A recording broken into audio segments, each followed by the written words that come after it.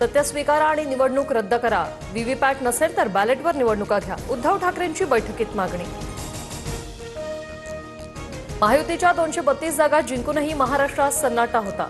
मोठ्या विजयानंतरही शांतता हे कसलं द्योतक? राज ठाकरेंची टीका. सन्नाटा त्यांच्याकडे आमच्याकडे नाही, शिंदेंचं प्रत्युत्तर. विरोधकांना निवडणुका जिंकण्याची खात्री नाही. निवडणुकीत पराभव झाल्यावर आयोगाला दोष देतात. उपमुख्यमंत्री एकनाथ शिंदेंची टीका. महाराष्ट्राची जनता महायुतीच्या पाठीशी. आम्ही निवडून आल्यानंतर विरोधक पुन्हा आयोगावर आरोप करणार. मुख्यमंत्री फडणवीसांचा मवियाला खोचकटोला.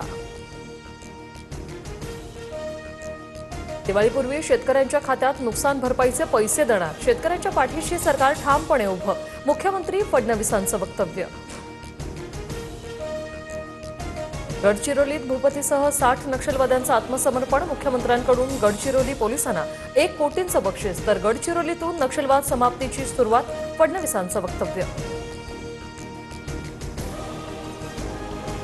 अहिल्यानगर शहरातील दुकानांवर भगवा ध्वज लावण्याची मोहीम. आमदार संग्राम जगताप यांच्या वक्तव्यानंतर मोहीम सुरू केल्याची चर्चा.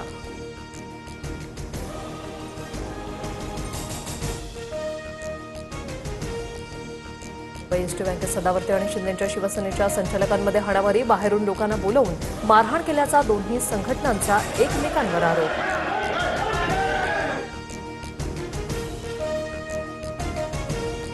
केरळमधील आनंदू अजी आत्महत्या प्रकरणावरून युवक काँग्रेस आक्रमक. आरएसएसवर लैंगिक शोषणाचे आरोप करत तरुणाची आत्महत्या. टिळक भवन परिसरात युवक काँग्रेसचं आंदोलन.